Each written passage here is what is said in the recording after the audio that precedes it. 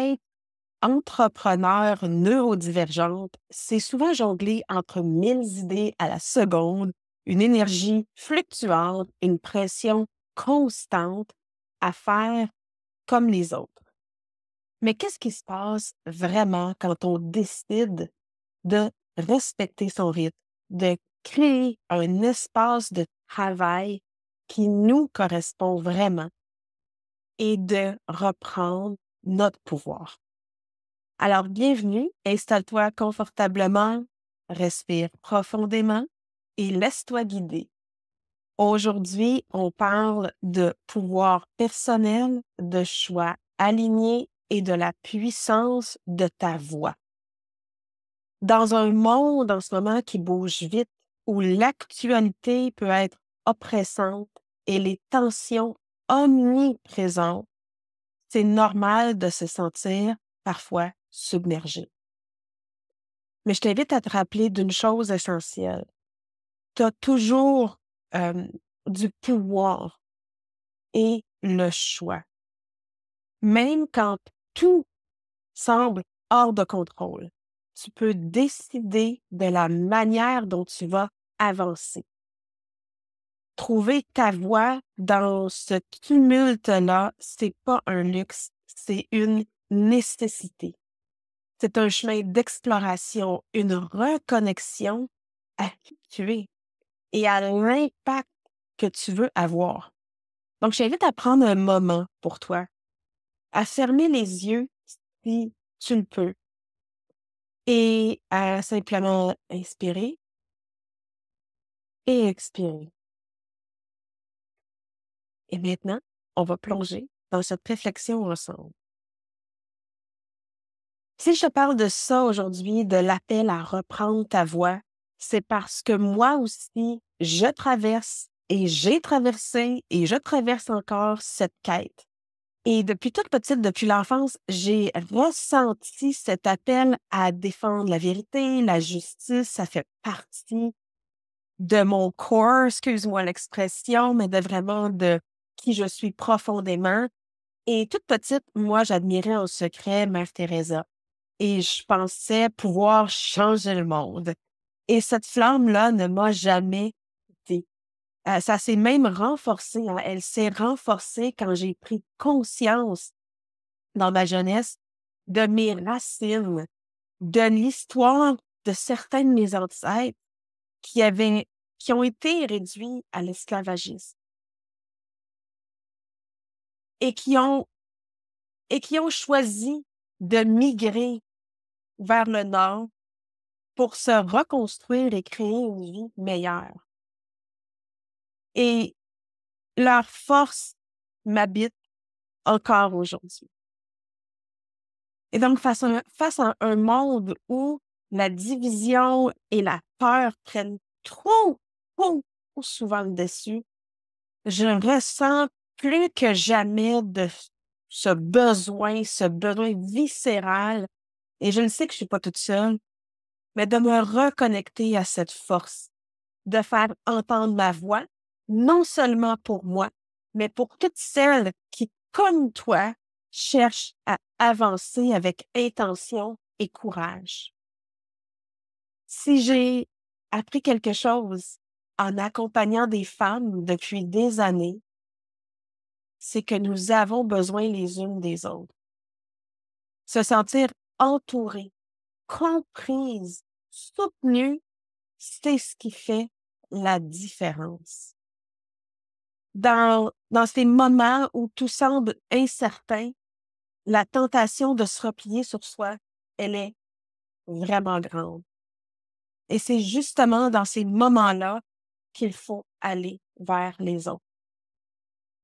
Quand tu échanges avec quelqu'un qui comprend, il y a comme quelque chose qui se débloque à l'intérieur de toi.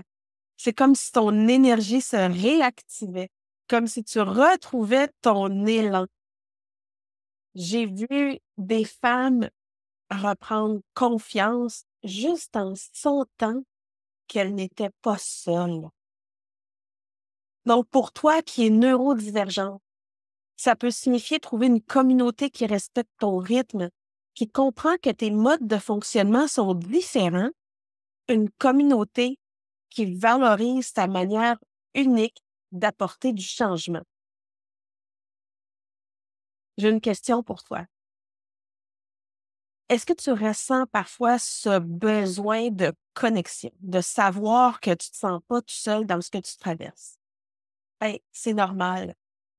Et à ce stade-ci, ce que je veux te dire, c'est que les mots pouvoir et choix sont tes leviers de transformation.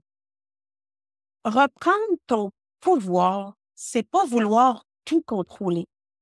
C'est te réapproprier ce qui t'appartient, tes choix, ton énergie, ton chemin. Peu importe ce qui se passe autour de toi, tu peux toujours décider de la manière dont tu réagis, des actions que tu poses et des valeurs que tu incarnes.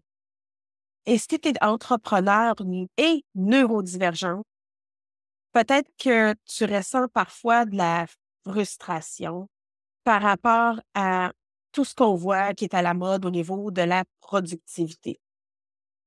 Par exemple, on va dire, ben, il faut que tu te lèves à 5 heures, il faut que tu aies une routine vraiment stricte. Euh, alors que peut-être que ton cerveau et ton corps fonctionnent différemment.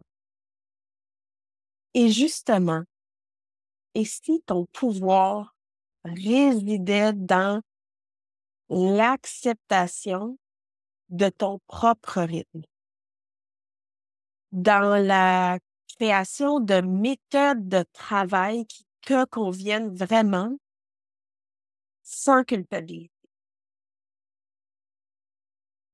Je t'invite à fermer les yeux un instant et à repenser à un moment où tu as ressenti que tu prenais une décision véritablement à partir de toi, sans pression extérieure. Et à observer et à te rappeler comment tu t'es senti à ce moment-là. Est-ce que tu étais énergisée, confiante, libérée, soulagée quand tu as passé à l'action?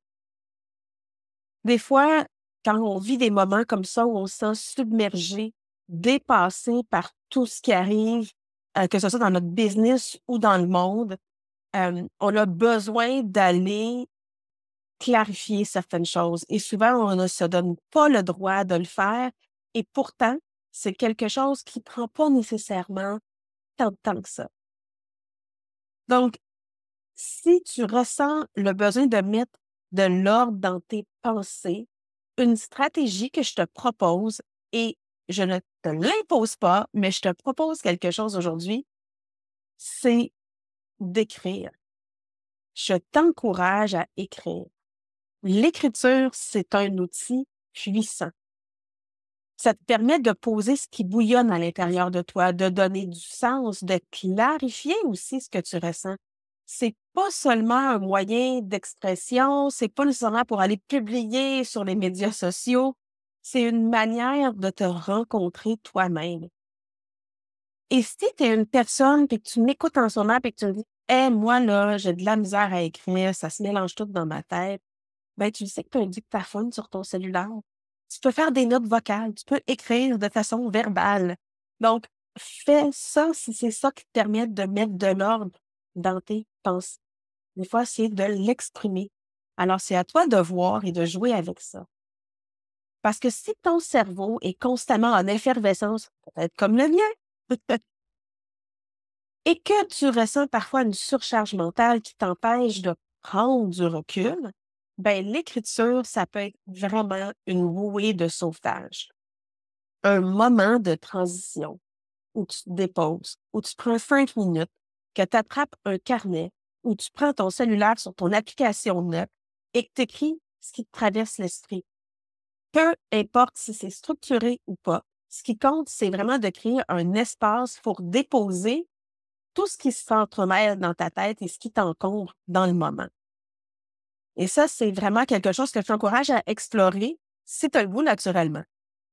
Et si ça résonne avec toi, pas de pression. En terminant, je veux te poser une dernière question. À la lumière de ce que je te parle aujourd'hui, comment est-ce que tu peux commencer à reprendre ton pouvoir, à faire des choix qui sont alignés avec toi dès aujourd'hui? Je te donne des exemples, des idées. Ça peut être un tout petit geste, hein, pour t'aider à te réaligner, ça peut être d'appeler un proche, une amie qui te comprend vraiment, avec qui tu es à l'aise. Ça peut être d'écrire, comme je viens de le dire, quelques lignes dans un carnet. Ça peut être aussi de décider qu'il est temps d'adapter ta manière de travailler pour qu'elle respecte ton énergie. Peu importe le geste que tu vas poser aujourd'hui, chaque pas compte.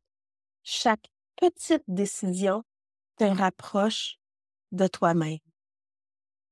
Alors, si cette capsule t'a parlé, partage-la avec une amie qui pourrait peut-être en avoir de besoin, qui a besoin d'entendre ça. Laisse un commentaire, viens discuter. Je t'invite, si tu es une femme entrepreneur neurodivergente, ben viens discuter avec nous sur la communauté des neurodivines. Le lien est dans les notes. Et si jamais tu veux aller encore plus loin, je suis là pour t'accompagner.